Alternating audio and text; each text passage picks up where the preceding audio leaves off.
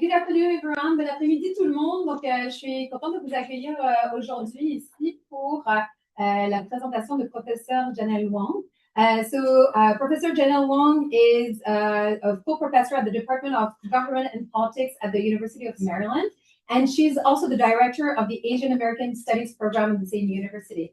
Why I was really happy to invite her and that she accepted is that she's been doing a lot of research on public opinion, socialization, and participation among a variety of immigrant communities in the U.S. She's used like a variety of methods, like both quantitative and quantitative, like many mixed methods projects in her work. And so she's focused specifically on Asian Americans, but she's often had a comparative focus. So talking about like Latinos and Asian Americans, and then Afro-American citizens and Asian Americans. So it gives like a broader perspective on immigrants, socialization, participation, and public opinion in the context of the U.S.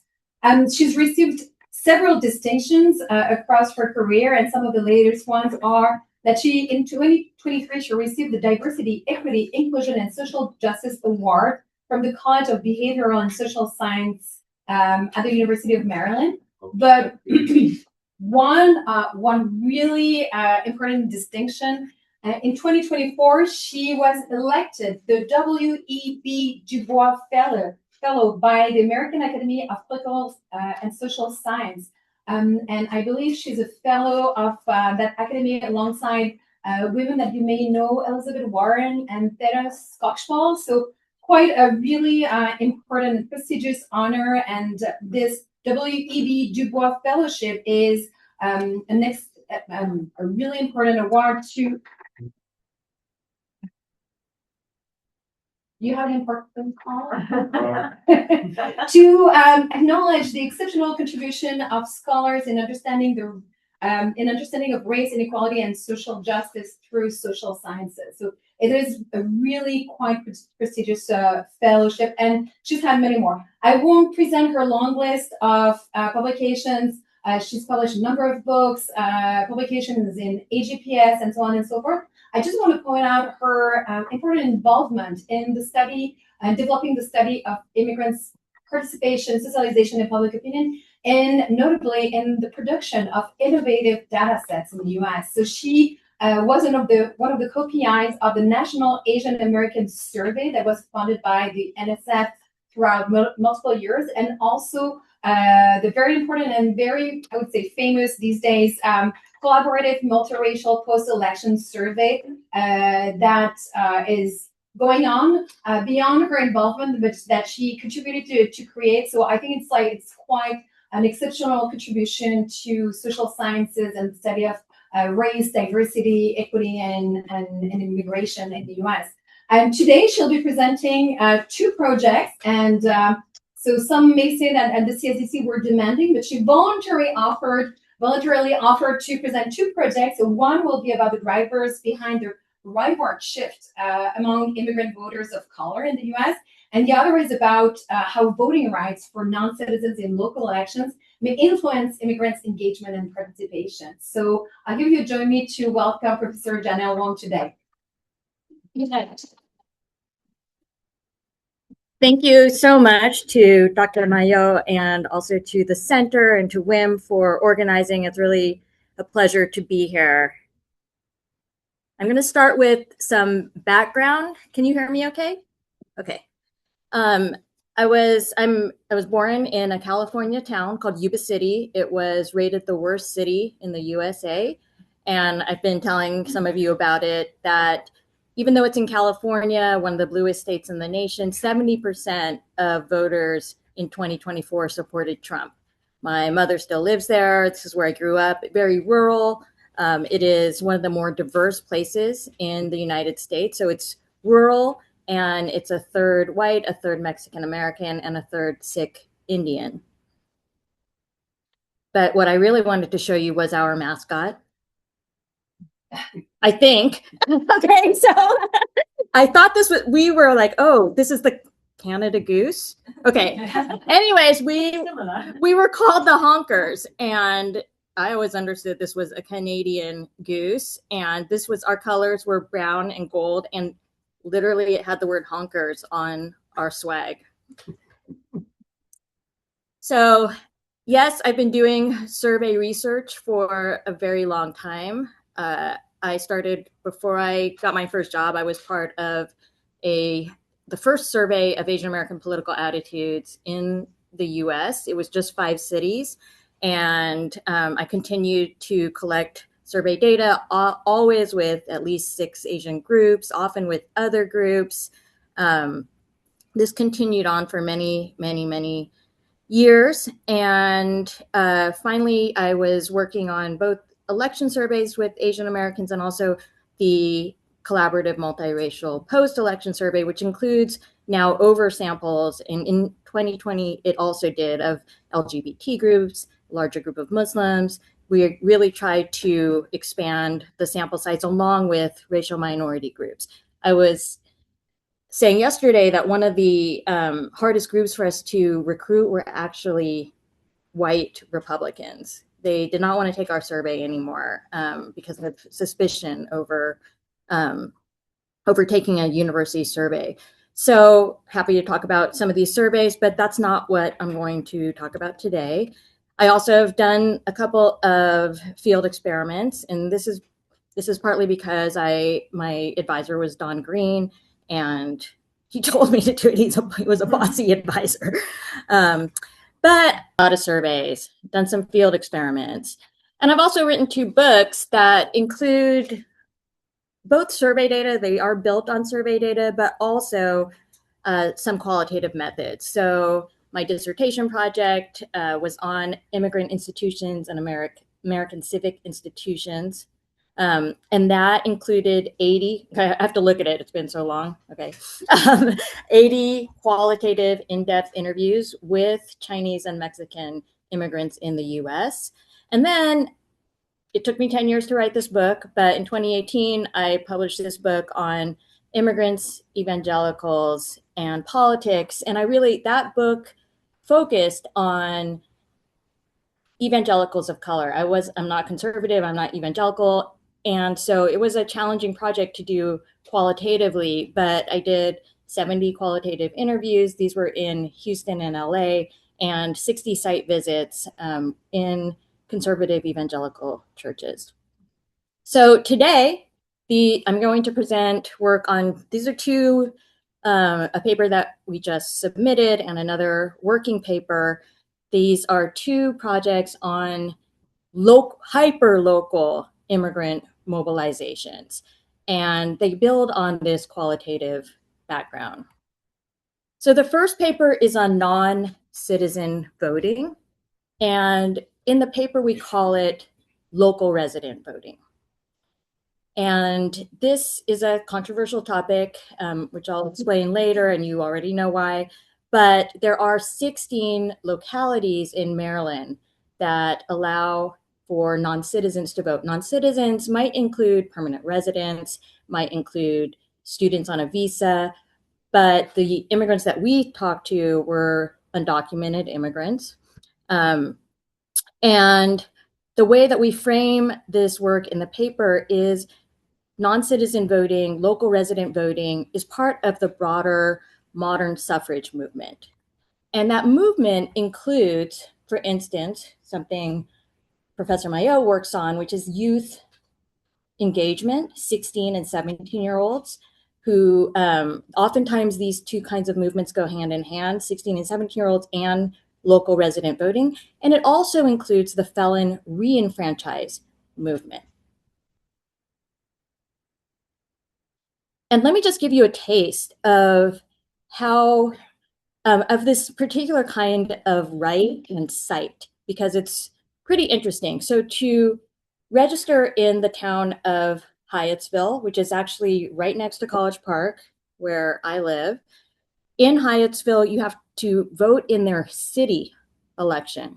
You have to be 16 years old and be in residence for 30 days, okay? And what kind of identification do you need to register? Any photo ID from the US or a foreign country. And to establish residency, you can also, or it says or, okay, or a utility bill or paycheck. This is straight off the website. So we're talking about, what's interesting to me about it is this very expansive inclusion in democratic participation in a moment where the federal government is really clamping down and trying to restrict voting rights. And so it's really, this is why I call it against the tide, right? At this local level, you're seeing a very different kind of attitude towards voting and inclusion. Why Maryland? Maryland's state constitution actually and electoral rules allow localities to make their own decisions about who can and cannot vote. And that's different from most state constitutions. And that's why Maryland has been a leader in this area. There are a few other places in California, Vermont, New Jersey, and those places might allow non-citizens to vote in a very particular context, like school board elections. But this is like all municipal elections. So what are the similarities with other kinds of efforts to expand the vote and non-citizen voting? Yeah, there's, in some ways, this non-citizen voting is less popular. There's a public opinion surveys show people don't really like 16 and 17-year-olds to vote. There's not a lot of support. Felon disenfranchisement, it's, people are more supportive when people have finished their, they have completed their, what is the word, like their term of punishment, but they are not they are not they are not excited about allowing people to vote while they are actually incarcerated. But all of these movements have some things that are the same. One, and it's a puzzle for those of us who are interested in democratic participation, just because people get the franchise doesn't mean they take advantage of it. So we see very low rates of participation among people who get the franchise, right? The voter rolls in Hyattsville are like, it's in the hundreds, okay? And it's going down, not up, given the context. And we see very few, like there's places where sometimes 16 and 17-year-olds vote at a higher rate, but it's very hard to mobilize that population. And these groups face common hurdles. One is, by the time, you know, these really exhausted election officials don't have the bandwidth to do the outreach to these new populations. And there's a lot of confusion. People think that 16 and 17-year-olds aren't allowed to vote. They think people who have been convicted of a crime aren't allowed to vote. The people themselves think that. And so you have to educate the targeted population as well. And then they haven't had a lot of experience voting often, especially with young people. And these are kind of sometimes very highly mobile populations. So the larger project compares 4 different sites. 2 are in Maryland, and they compare a site that has a city, Hyattsville, that has allowed local residents to vote, and one that is very similar. It's called Beltsville, very similar in population, where there are not local resident voting rights. And the same we also have 2 other sites, San Francisco and San Jose. San Francisco allows local resident voting in school board elections. This paper is a collaboration with a group called CASA. And CASA, we approached them about this project, and when we were collecting the data, they had become one of the most prominent immigrant rights organizations in the country. They are plaintiffs in 2 birthright citizenship cases that one went to the Supreme Court already. They are part of the class action. So they're the babies of the members of CASA are plaintiffs in a birthright citizenship case. So they are just in the news all the time and have been really important to holding up immigrant rights in this moment. In addition, Kilmar Abrego Garcia. Kilmar Abrego Garcia might be less known, I think, in Canada, but Kilmar Abrego Garcia early on in the Trump administration was mistakenly deported to El Salvador. And there was a lot of work to bring him back, and he is a member of CASA. And so CASA has been not only with the family, but also has been leading all of the on the ground mobilization and has been there with Kilmar Abrego Garcia at every hearing. So if you look here, this is Lydia. She's been with Kilmar Abrego Garcia at every hearing, and she translated. And she was the person who was translating our English language interviews into Spanish. So she's really, these are busy people who we cannot believe they agreed to do this research project with us. In Maryland, we had almost 40 interviews, and some were with election officials who were telling us about the challenges and kind of promises of this work. So there's a lot of variation in Maryland in the number of years that local resident voting has been in place in different localities. And we talked to different people in different localities. And then we did a focus group. Because of the time we were doing this research, these focus groups and interviews were incredibly intense. And most of our participants had been in the US for at least 15 to 20 years. And we were asking them about their sense of belonging, et cetera, because we had developed these questions about local resident voting. But because of the national context, there were like 60-year-old men were crying. It was a pretty emotional experience. And we did not ask them their immigration status. They disclosed that. So you can see, Maryland has been a place where there's a lot of ICE activity. We're right outside of DC. Plus, Kilmar Abrego Garcia lives in one of our sites, the Beltsville site. And so reporters were going from house to house trying to dig up dirt on Abrego Garcia. And then we are like, oh, come do an interview with us, right? It was really hard to recruit people, especially sometimes interviews would just be canceled. There's a raid this morning. We're not going to do this anymore. There were some interesting things about this research. So this is Amina Talajawala. And Amina, I met on the front steps of CASA because I had recruited her to be, I didn't know her, but she was recommended to me by our center that's like this. It's called the Center for Civic Engagement. And Amina is Indian Muslim and a Spanish major and government major. So we meet the first day of the focus groups and we have a little bit of discussion, but not much time to talk. And then she goes in and facilitates both. So she was translating our questions and translating the responses from the focus group. And it was pretty heavy. And I didn't know her, and she's an undergrad, right? But she, I think, was very disarming too, because she's a young person. Her Spanish was, according to many of the participants, like a native Central American, but she had just learned Spanish only in college. She's not been to any Latin American country. So we had an interesting dynamic. The other researcher with me, so I'm Chinese American, is Megan Diaz. Megan Diaz is Toronto born. She is a scholar of immigration and also biracial Indian. So it was a lot to build that trust with people to kind of open up.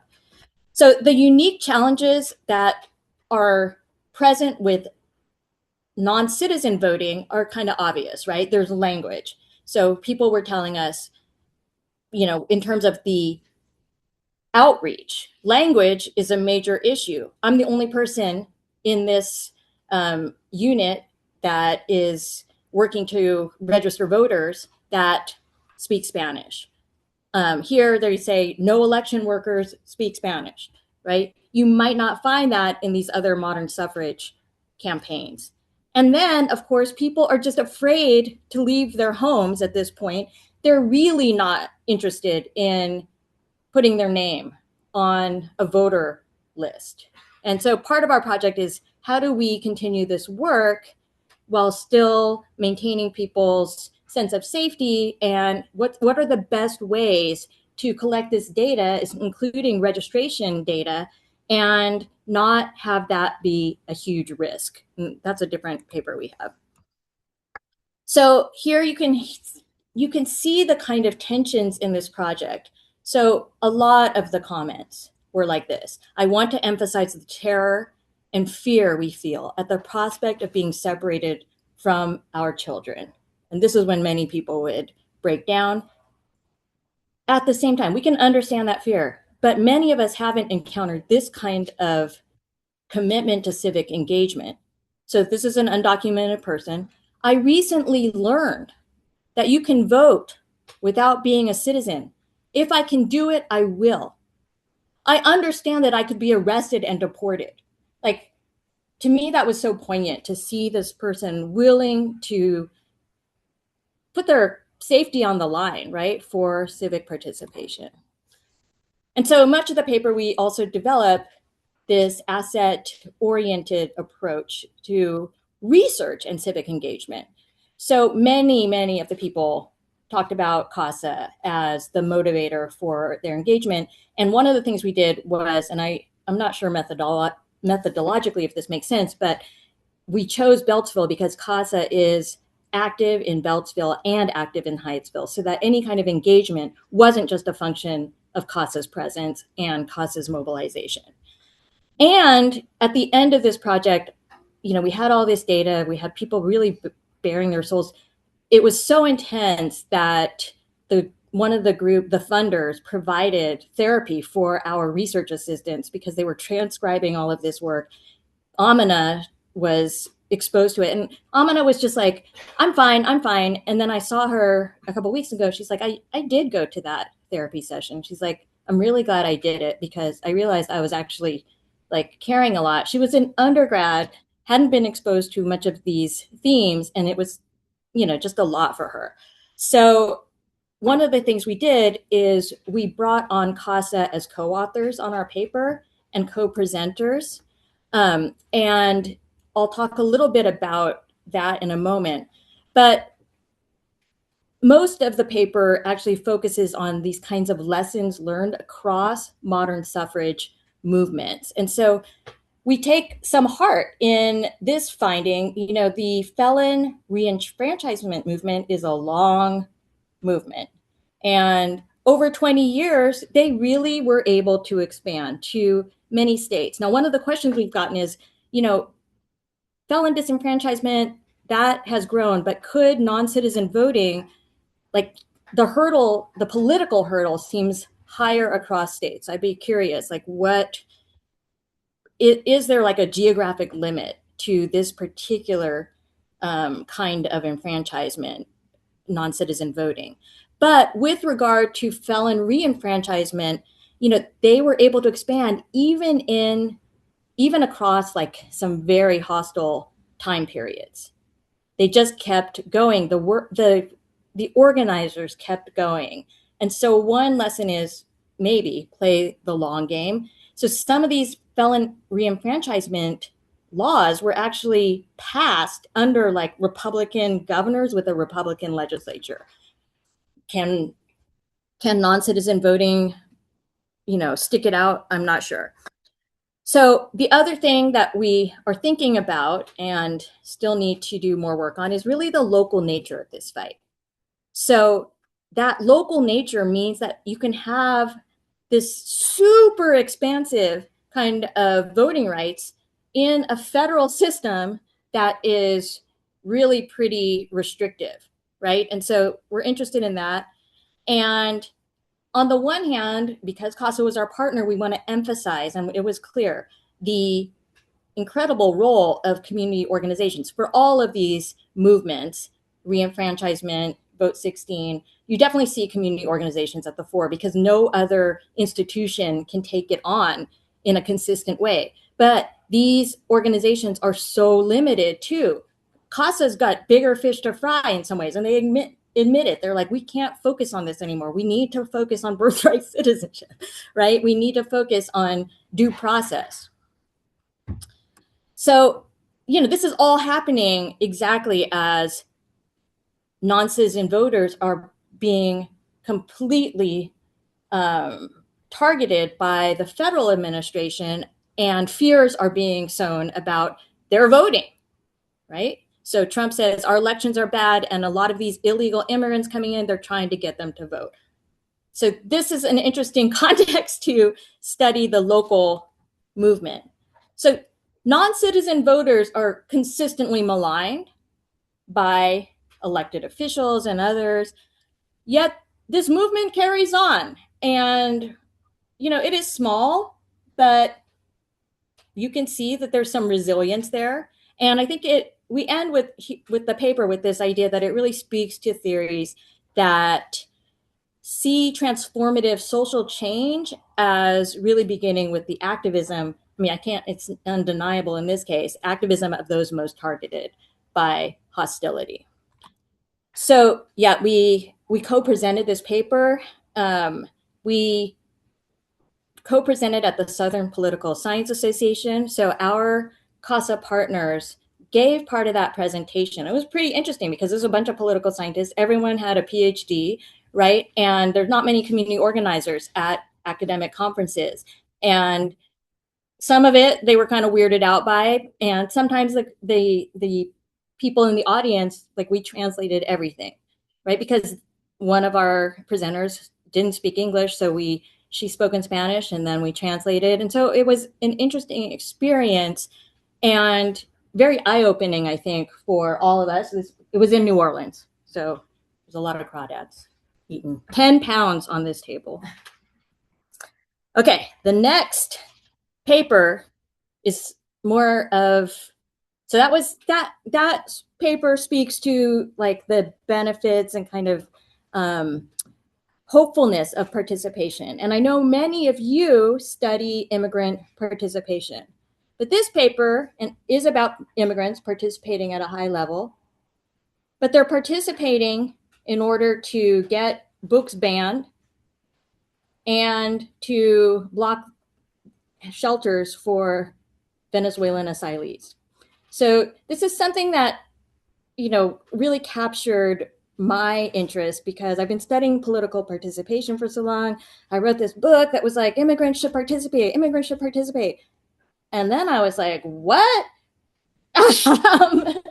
Not for conservative causes that, challenge other immigrants. So I've really been struggling with thinking about how people of color sometimes present, in some ways, like very unique challenges to the progressive agenda.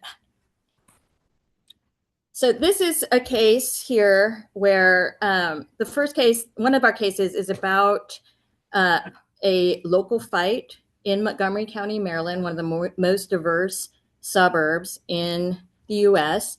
And parents are gathering here and they've asked the school board to opt out of books that include LGBT characters.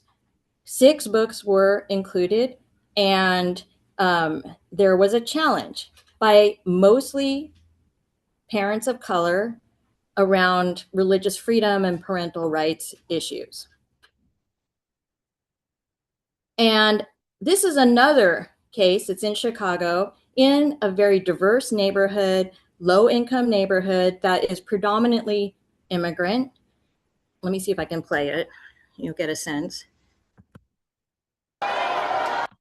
Okay, so saying that you were not consulted about the shelter, that's no more important. But we now do need you to stand out today and clear your position to us. Are you still speaking for us? Are you still presenting us? We want to know that. Okay, she got cut off. People were screaming at this meeting, okay? And it was super highly charged. And we saw a lot of immigrants of color speaking. This is a hearing over whether or not a Venezuelan immigrant, so the governor of Texas, Greg Abbott, had sent planes and buses to Chicago with Venezuelan immigrants, and there was, the capacity of the local state government was really limited, and so the mayor wanted to have a tent city, and this is the reaction to that tent city in Brighton Park was not friendly. It was very hostile, and there were signs in Spanish that were, go home Venezuelans. right? So it was pretty intense to see. Oops. Now, both of these places, Montgomery County and Brighton Park, are predominantly Democrat, right? And so one of the things that I've been kind of looking at, because we talk so much about partisanship in the US, everything is about partisanship, but what happens when you just restrict your sample to Democrats? What kind of racial variation might there be? In the CMPS, one of these surveys, there's actually a question. Do you think Venezuelan immigrants can integrate well? Another question, so that's directly related to our case studies. Another question is about the banning of books, which is our other case study. So this just gives you a little snapshot of, here I'm just looking at this motivates the paper to some degree, Democrats and the racial variation here. And you can see white Democrats are, nobody is uber conservative. We do see, of course, Republicans are more conservative on both these issues. But if we just look at Democrats, you can see that 25% of white Democrats disagree that Venezuelan migrants can integrate versus 30% of Latinos, right? And for book banning, whites are the least likely to endorse it, right? It's not a huge number, but we see some racial variation that's not related to partisanship. So I just want to highlight that here. What's going on? How are these people of color who are showing some conservative tendencies? Like, our question was, what kind of rhetoric and language do they use? Is their language very similar to whites? Are they just like marching lockstep with white conservatives? Or do they forward some other unique kinds of ways of talking about these issues? So here, I've only done 2 papers like this. We use critical discourse analysis. This has gotten way easier since I did this paper. You can do a lot now with AI, but that's amazing.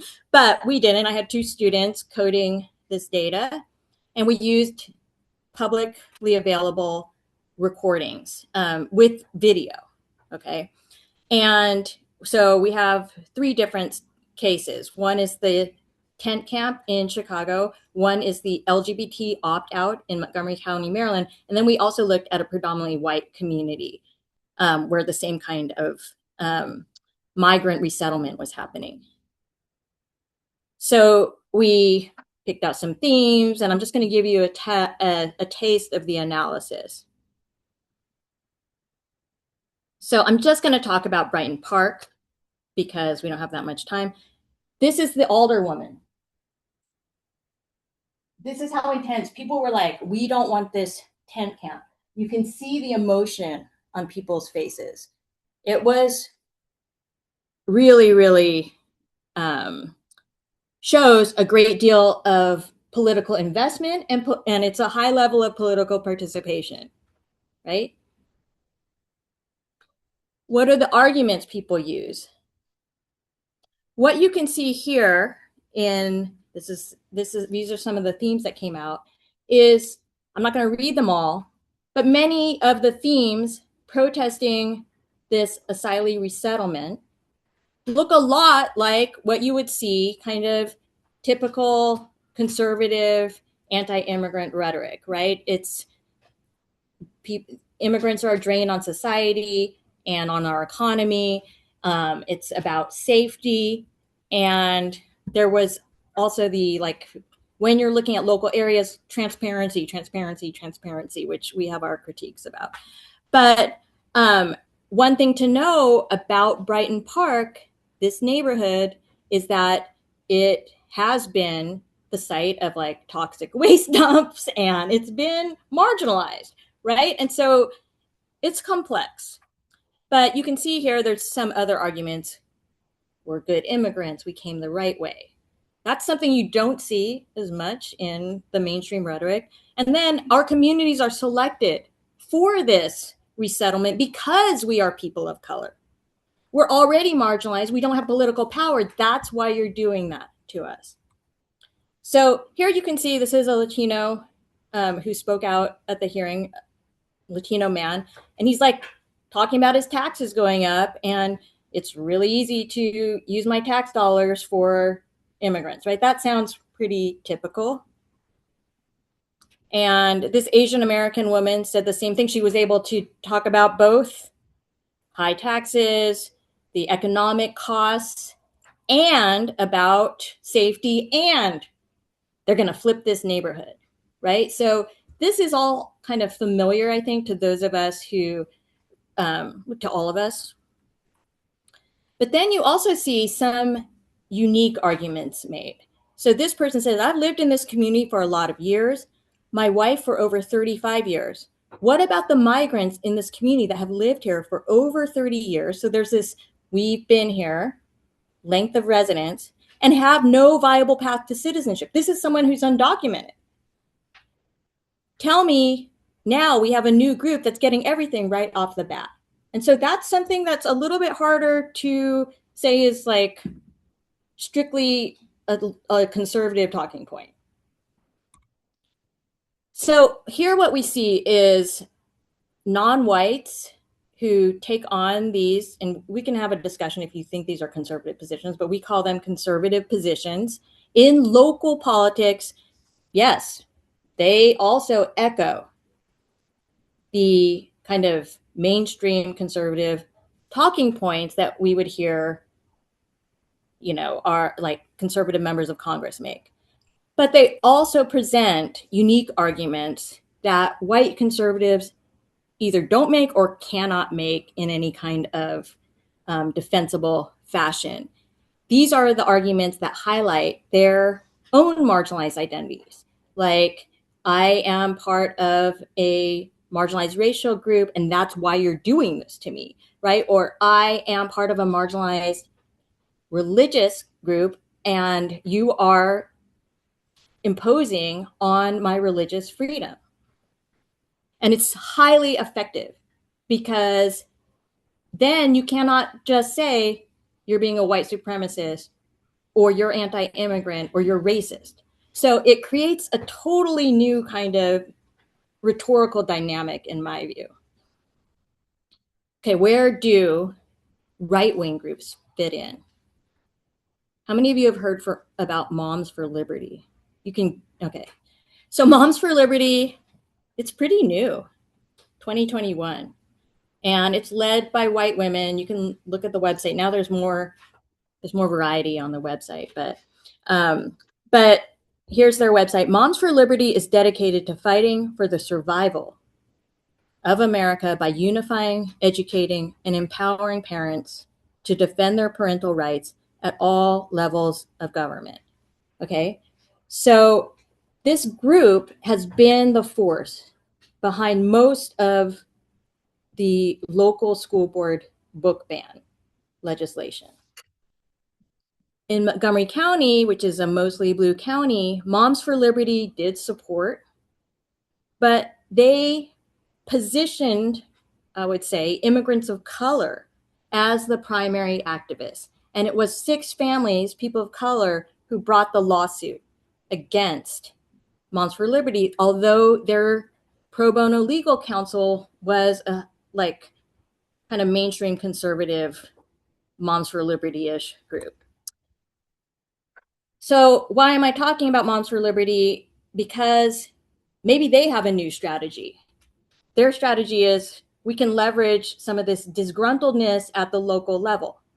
Who else is paying attention to these local grievances around things that maybe we don't think about in national politics, like schools, books in schools, right? Tent camp. The GOP and Republicans are thinking about it a lot. So this is a tweet from the chair of the Michigan Republican Party. Democrats have a big problem. Over 800 Muslim and Christian parents showed up to protest the sexualization of their kids in Dearborn Public Schools.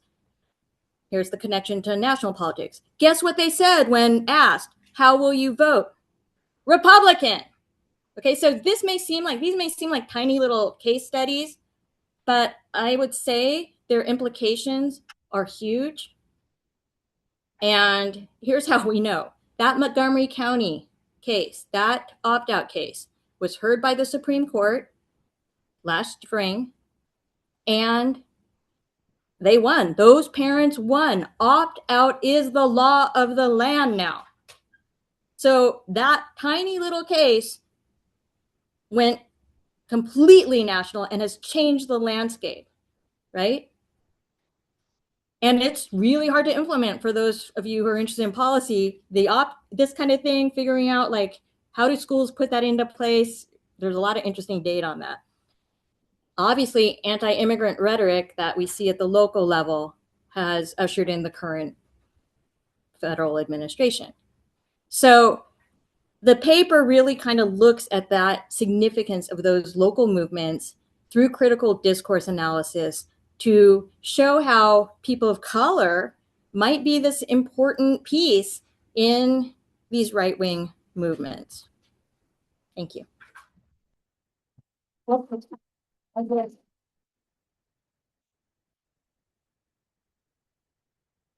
we have almost like 45 minutes for question period if you want.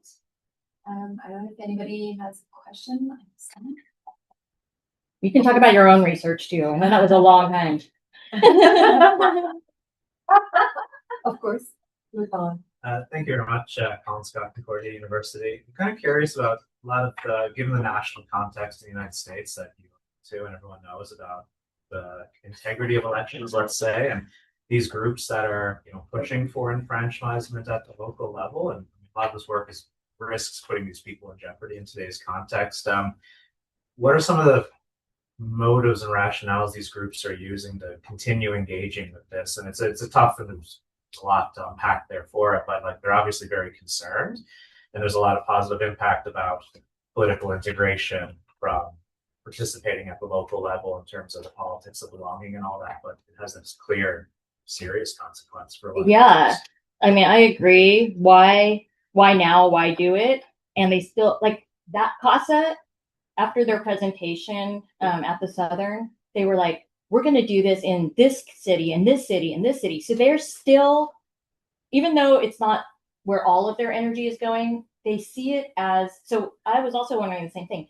They actually saw both the local resident voting campaign and even the interviews about it as engaging their members in this discussion about belonging and showing. I think it gives people agency, right? So there are risks. They know those risks better than anyone, and they are super careful. Like they are thinking about ways. So, for instance, they might, for the voter rolls, they might push that the 16 and 17-year-olds also are, and this is the case at Hyattsville, are on the same voter rolls, so that you don't really know who is who. There's different kinds of administrative things they can do, but at the end of the day, yeah, there is a list, and it does include some undocumented people, right? And so it's this tension because they can't really outreach or publicize this program because at this moment they don't even want anyone in the federal government to know there is this right. So they're very clear about the fact that this is not the time they're going to press for it, but they're also not giving up, and they're not just letting it fall by the wayside. They're actually committed to expanding it now. I think because it is part of a broader immigrant rights campaign, and for some people it is really engaging. They want that kind of voting power. That's what I heard. I think there was Declan and Ben and Allison. Thank you so much for this wonderful talk. I want to just ask a little bit more. Well, maybe I want to talk more generally. So the different kind of episodes and examples you were talking about in the second paper, they are also representative of a larger trend that we see, right? If you look at voting data, that immigrant groups or minority groups, independent of the immigrant status, but minority groups in general are much more turning towards the right. I mean, we've seen it in the last US election. For example, I think we've seen a little bit of a trend in Canada, although that has been probably reversed. I guess the Canadians here would know better, but there has been a little bit of a movement away from the Liberal Party at certain points. Maybe they're all coming back because everybody's coming back to the Liberals in Canada. But we do see this. So, but what interests me is the mechanism. What is it doing? So from what you were telling us, and I think that's what it's so interesting to go into the movement itself to understand the mechanism. Is this a resource argument about kind of dividing different resources, because it seems like it's going in that direction, or is this more an identity-based argument? I mean, I think it's more of a resource argument, but it actually even reminded me, and we were just reading this in my graduate course. We were reading Catherine Kramer's work of the rural consciousness, and it reminds me of a similar kind of anger that people have towards others who are perceived to have more privileges, right? So it comes very close to that. So just in a kind of different community. So I just wonder, from your research so far, what you want to say about these mechanisms. Yeah, I mean, this research is, I'm not able to get at those questions as well, but I would say, I've done a lot of work studying Asian Americans who protested affirmative action. And part of what I was always looking at, so this is a group, they also had a huge national effect. So Asian Americans worked with same kind of thing, like a longstanding white legal activist, and sued Harvard, and race-conscious admissions were banned. And then that case was used as the bludgeon against diversity and inclusion programs across all kinds of other policy areas.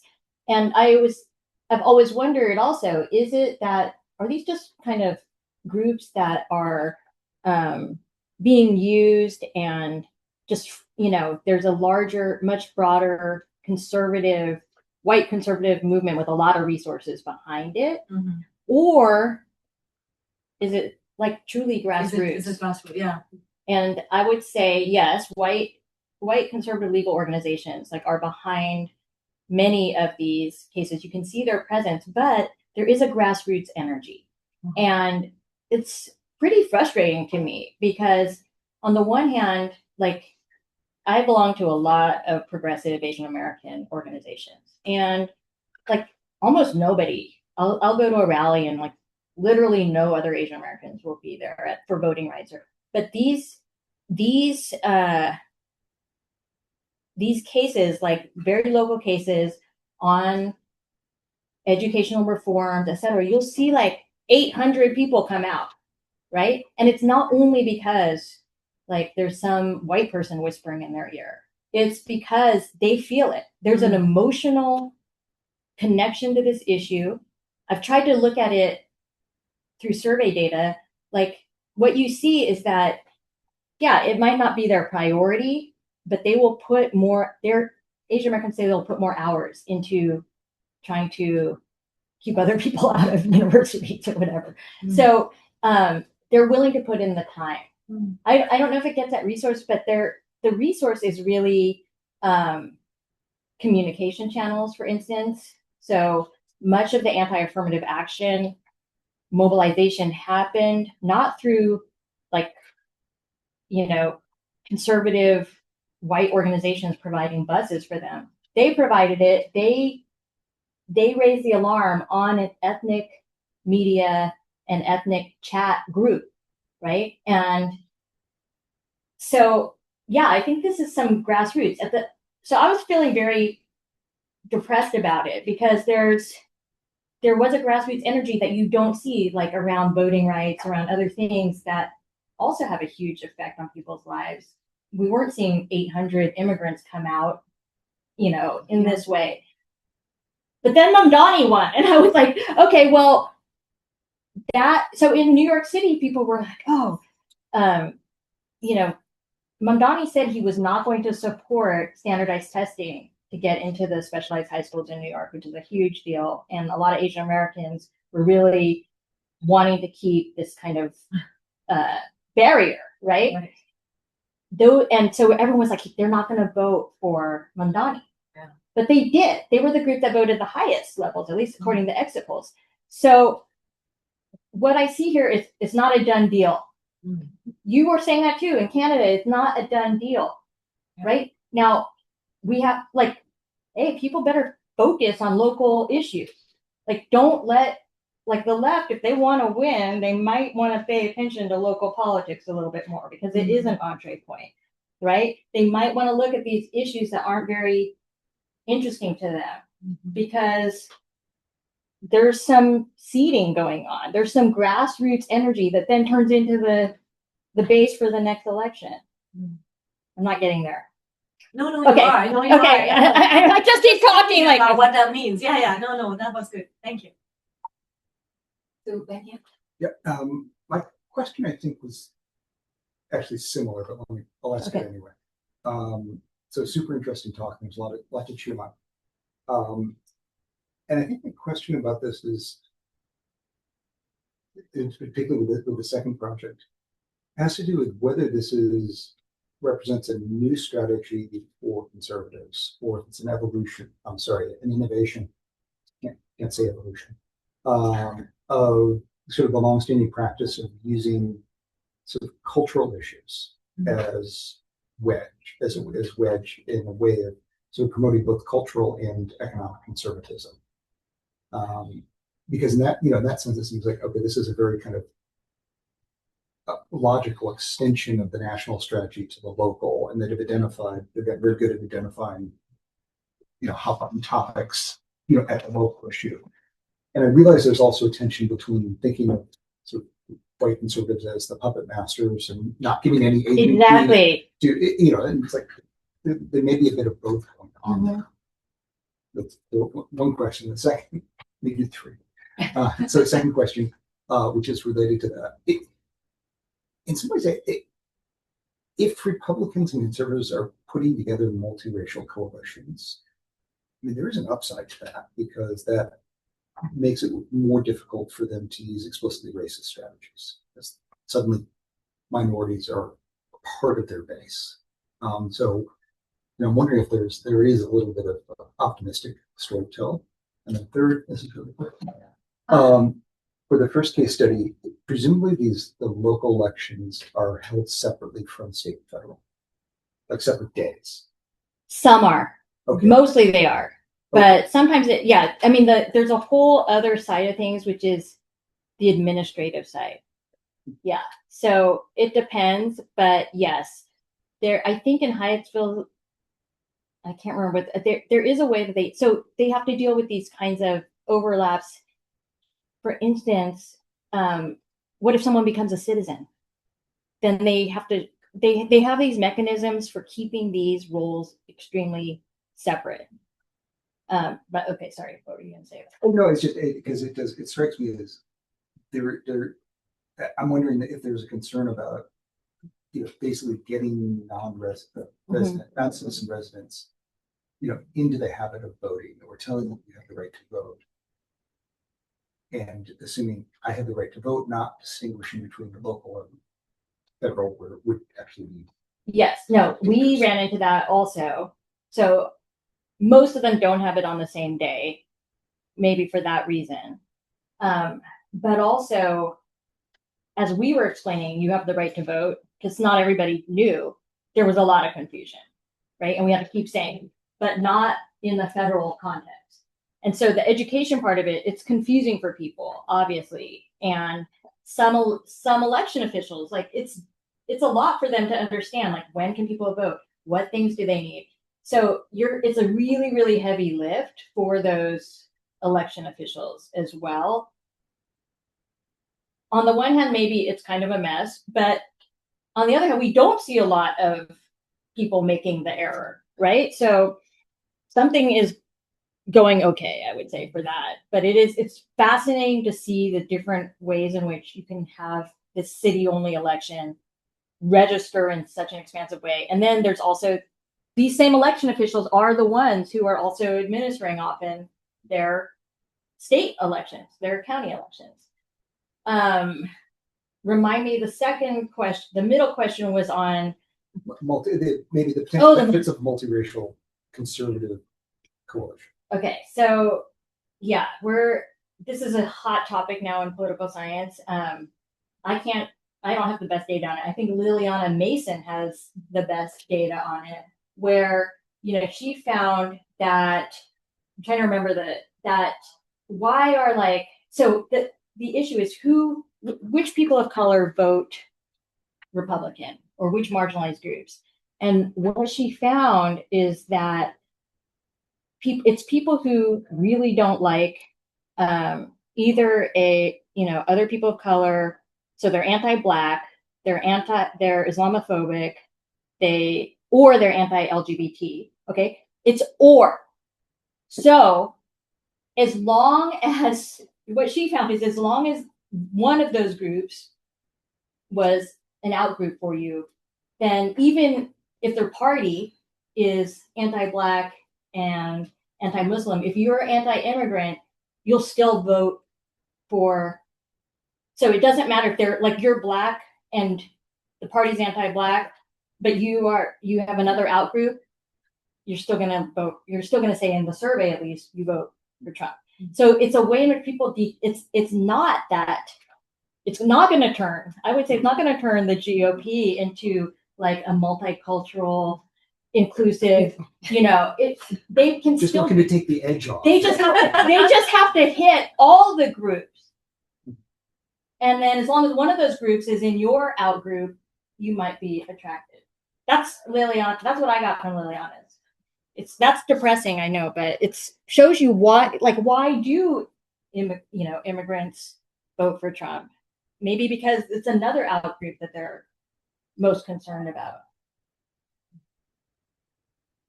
Honestly, so thank you. I have so many questions. I'm going to try and restrain myself to one. I only asked 3. So it kind of follows on the first, the previous questions, but I'm really interested in the identity dynamic here because there's the LGBTQ case is a little bit distinct, but the racial versus immigrant status versus ethnic outgroup, all of those things are playing together in your examples of the second study that you presented. And so I'm wondering if in the ways in which you did the critical discourse analysis, if there's a way to really go into looking at those oppositions. Is it the ethnic, in this case, that's mobilized because we define them as an ethnic outgroup?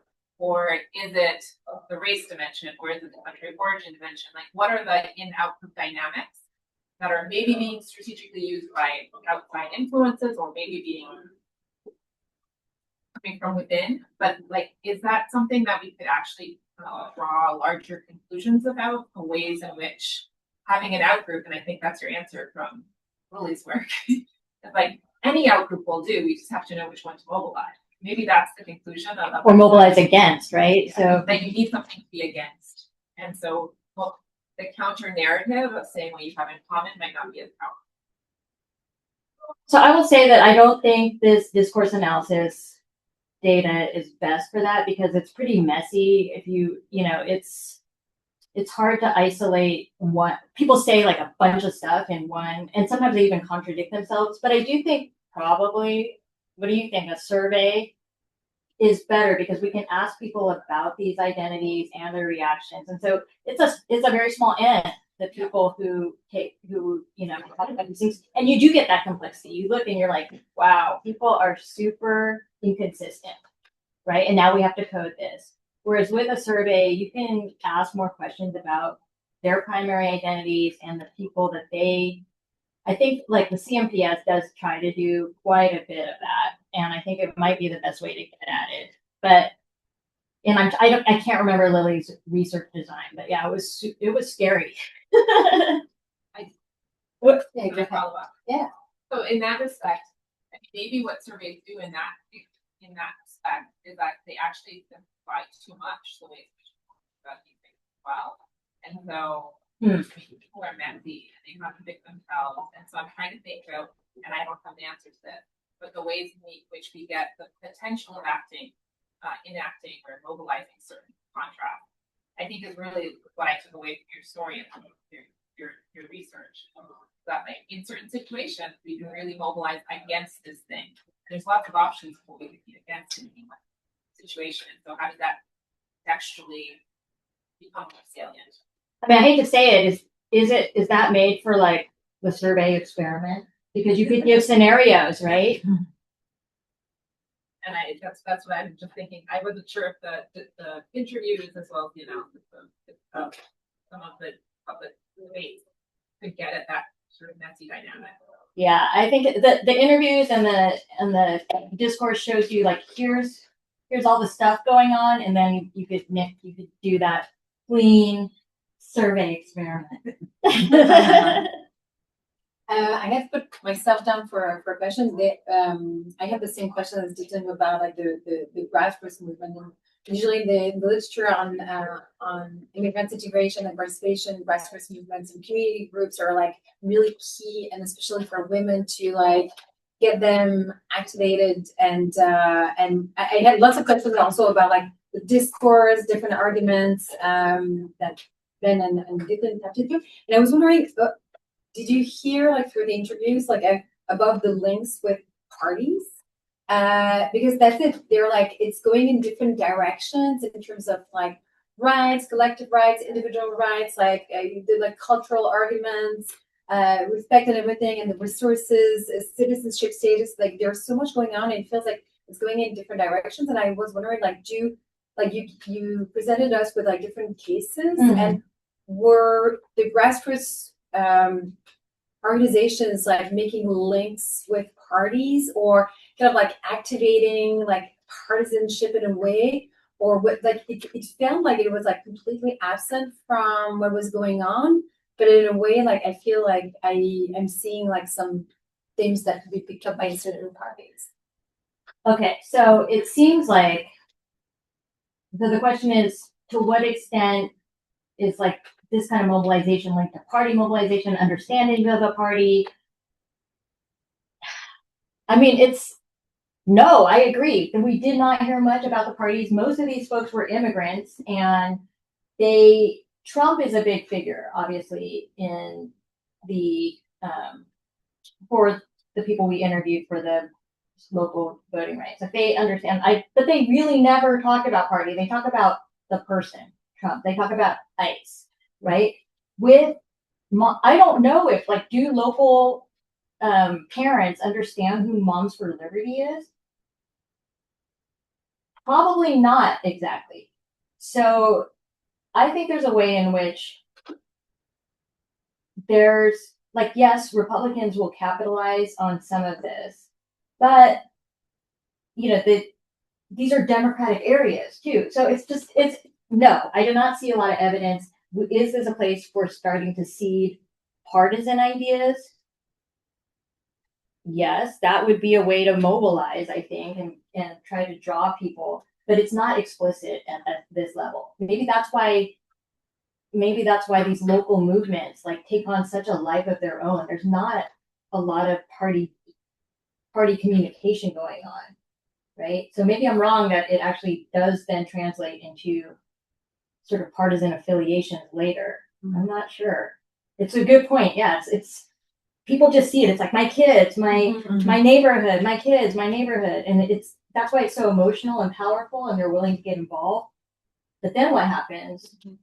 I mean, obviously that one guy was like, "They're coming to us. We're the GOP," but it's not a given. Yeah. I have one question, and you want to put that? Okay. Hi again. My question is the religious aspect, because I know you have done a lot of work that. And I was wondering, I was wondering, you had a slide where the Montgomery County case was shown, and I think in the subline of the headline it said something about like a church being involved. So that's why I became curious about if you were seeing how this was kind of framed from a religious standpoint, and is these, because the question also is kind of, are these immigrant communities in their conservative arguments converging with non-immigrants, and are they converging along religious lines and justifications for their kind of stances as well? So I was just wondering if you had encountered anything in your analysis. Yeah, so in that Montgomery County case, Moms for Liberty is like Christian group, right? They don't always speak explicitly about religion, but there's a lot of kind of religious freedom, but mostly they are like parent rights. However, we know, looking at other book ban movements, that a lot of it is Christian nationalist. That's been documented by a lot of other organizations. And this presents a kind of twist, I would say, because they are coalescing. In this case, they were Christians and Muslims were coalescing, right, around religious arguments, religious freedom, but only one group was able to say, like, we're a minority religion, right? And so what is the reaction? That coalition, like Moms for Liberty, was very happy to work with these Muslim families, and they're part of the Muslim families were on the lawsuit because, again, it's a shield against saying, like, this is Christian hegemony, right? And so I don't know what it means, though, because these Christian groups can also be find these other religious groups very suspect. So what's the long term? I don't know, but in the short term, it was like they got exactly what they wanted, which was a national decision to allow them, Christians, right, to opt out and to really ban. It's on the continuum of parents will choose the books. So it's an interesting point, and I think we should draw it out more in the paper that this is like, it's a practical coalition, but is it sustainable? I don't know. Yeah, thank you for the very interesting talk. Focusing on the second study, I kind of want to narrow down from just the broadly puzzle of why immigrants might vote for a party that has kind of anti-immigrant positions. And more in the past year, there seems to be this kind of paradox of the GOP is diversifying their base among non-white Americans at the same time as they're kind of embracing a pretty militant form of white nationalism in some departments. And I'm thinking of one, I think it was a Department of Homeland Security, a Twitter post about a month ago that promised 100 million deportations, which is, I think, twice the number of immigrants in the US, so kind of suggesting the deportation of not just immigrants, but non-white Americans in general. I'm wondering, in your data and in your interviews, has that tension specifically with this much more militant form of exclusionism come up at all, or has it been reflected, or is it still hasn't been kind of processed yet? So we're seeing reactions to that in other public opinion polls, right? Like Latinos are no longer like endorsing Trump in the same way. So yes, I think that militarism there was it's interesting because the victims of these recent ICE killings have not been Latino. Those, as you saw from the news coverage, like the 2 ICE agents were Latino, right? There's like a lot of interesting stuff, but the frameworks that I guess I would use, I don't use in these papers, but Cristina Beltran looks at like multicultural whiteness, right? And so I think there's that going on. Then, I think the other person doing work in this area, Dan Hosang, who's at Yale, is looking at this kind of development of just the multiracial right and looking at like what is driving it. The actual violence and militarism of it has not been analyzed very much. I think that's your project, isn't it? So, so I haven't seen much, but I do think, the militaristic images seem to have been like absorbed. It takes a lot though. It's not immediate. People aren't like, okay, I'm done with the GOP now, right? It takes like a lot to move people right now, but they are, at least from what I've seen in public opinion, they are moving. No one's looking at, you could do something with those images though, to see if that does trigger. I mean, that's an interesting thing. So actually just touching on the idea of a cultural wedge, I've been thinking a little bit about your research. So, and that the classical example in my mind is, you can get white working class people to vote against your interests by emphasizing the cultural differences with, people of color, the working class. But then there's this idea of sort of culture or consciousness raising. Or if you emphasize the commonalities in terms of the working conditions, you can sort of overcome that. And so my question is, when it comes to this sort of these conflicts between sort of marginalized groups, between immigrants, is there sort of evidence of sort of conscious raising arguments that can overcome that, or have you come across that in your research yet? We didn't come across it, although CATSA has been working with many, not just Latino immigrant groups, trying to around immigrant rights and working. So they also do a lot of hyper local work around housing conditions, because there's just a lot of housing exploitation for these groups. So we see a little bit of it, but I mean, I think, like, I personally cannot believe how many people in New York City were like, yeah, I'm a democratic socialist, right? That's a working class kind of identity that seemed to be cross groups. I did not see as much of it. And I think that wedge tactic is always hovering in the background to be implemented. But yeah, I mean, are we going to see the working class immigrants rise up? I don't see that right now. Pretty oppressive right now.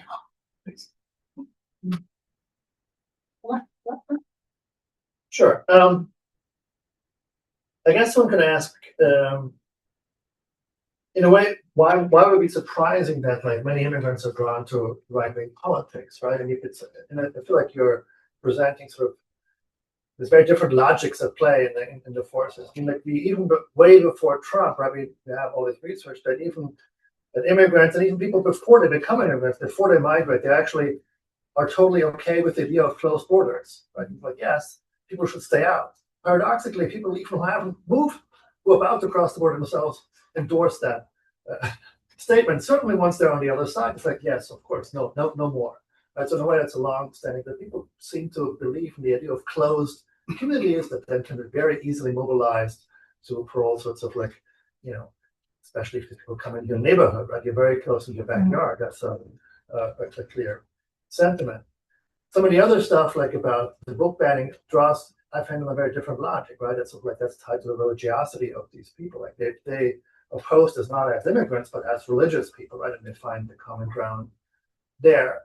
So I guess my question is, like, how do you make sense of like that? These things are really not driven by like one, to me at least, like one social logic, but like very different types of strands that may pull people in sometimes to the right and not. I mean, the gender gap is another thing, right? You have an enormous gender gap between men and women. Like, I forget what it is, like 20-30% of some groups, right? The large majority of non-white women still voted for against Trump, for Kamala Harris, in this case. So yeah, okay. So you could flip this question, right? Which is, you could flip my study. If it's not surprising, like, why do so many immigrants like not vote for Trump, right? Or not. So that's the flip side, right? And I ask myself, the Asian American case is a good one. It's like for 20 years, I've been like, wow, why are Asian Americans leaning so heavily Democratic? Like, it's kind of contrary to your expectations because they're immigrants and they're not invested. And I've never seen any data that shows they're more progressive on immigration than any other American. They're not, right? They're way less progressive than Black Americans, who are not even a predominantly immigrant group. So I've explored that side of things, and it does, like, yeah, why do we assume these groups are going to be one way or another? And I think that's right. It's not great for my framing of these papers because I like to be like, oh, surprise, these are, but I have done that before, and I think it can be productive. In this case, I think, these are democratic strongholds, right? And so I think it is a way of kind of, yes, while we might assume like, so what, of course they're like this is what we expect. On the other hand, you could say that the Democratic Party has been pretty surprised and they wish things were different. And they're not like, oh, of course, all these people of color are going to go to the Republicans. They're like, holy shit, what are we going to do now? So I wouldn't say everyone, I think some key players have missed the idea that this is a complex situation. And they're like, we're going to win every election now for the next. They were wrong because they made the wrong assumption. So it's not an assumption nobody has. but I agree. I don't have a clear theoretical. It's a weak spot. I don't have a great theoretical like anchor for these projects, which I think what you're calling for. Like what is the thing here? And the thing can't just be these are really complex situations. Very interesting. Go ahead. Oh, just a quick follow-up on Thomas's question. It's possible there's relatively straightforward empirical answer about this, which is simply you're looking at variation within migrant groups. I'm thinking here in Quebec, we have a law regulating, what kind of headgear people can wear. And some of the most prominent supporters were actually women immigrants from Muslim countries who immigrated specifically to escape religious strictures. And so for them, ban on the hijab or ban on veils is a mark of a free society. Okay. Okay. So, I can imagine, immigrants or groups or individuals who, they're immigrating for different reasons and they're bringing, different political orientations with them. And, maybe what we're just seeing is, groups that are, at least culturally very conservative. And so it's not, it's kind of a natural fit. In the same way that there's considerable support for the Conservative Party in Canada among visible minority immigrants. But I think a lot of that has to do with Canadian immigration policy, that they're small business owners. I mean, they're a natural constituency. I think that brings up a couple of different things. One, people always made this argument that Asian Americans will be conservative because they're entrepreneurial, et cetera. But actually, it's like less than 10% of Asian Americans own like very few people own a small business. So the vast majority are not. So I do think there's been an attempt to capitalize on some of these, more conservative tendencies. At the same time, it's like we do need to remember, like Asian Americans, Black people have been leaning Democrat. They're not at the very margin yet. They are overwhelmingly Democrat, I would say. Okay, yes. I mean, maybe that's my hope, right? But I have looked at like which groups, which people in each group. So which Asian Americans, which Black people, which Latinos do vote for Republicans. So that maybe gets at this, like, what's the variation within the group? And it's like, from what I've seen, and maybe I'm asking the wrong question, this is survey data, but it's like racial resentment is one of the biggest drivers, immigrant resentment.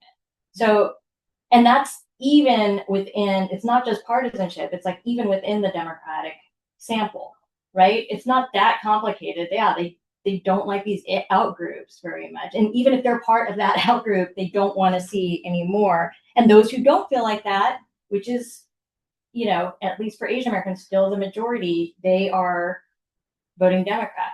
The weirdest thing, I think, is that at this local level, you see these pretty, like a lot of those, right now, I would say a lot of those religious minorities that are pushing for the opt-out, they are still voting. They're going to consistently vote for a Democrat.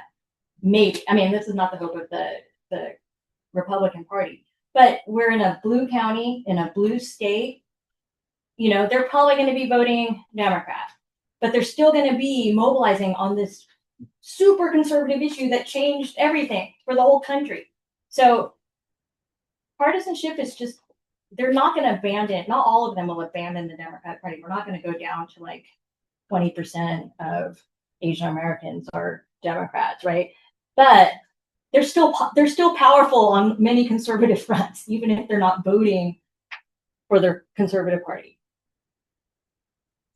So on that, like the message I'm getting is that they can go either way on different issues, and so it's kind of like this story that they could be mobilized. Also, like what Allison was saying, like depending on the out group, or like we're talking about citizenship status, like so institutional recognition, and so depending on what's brought up in the discourse in a campaign, they could be like they're kind of like a volatile group. It's a bit volatile. Okay. Yeah. I mean, we have a lot of information on their like party identification, and usually that aligns pretty well with voters. But when you dig down into these, like these, I was looking at Democrats, and they are a little bit volatile on these local issues. Can that be mobilized by one party or the other? Maybe, probably, but maybe not. I don't have a clear answer myself, obviously. It stresses me out. Is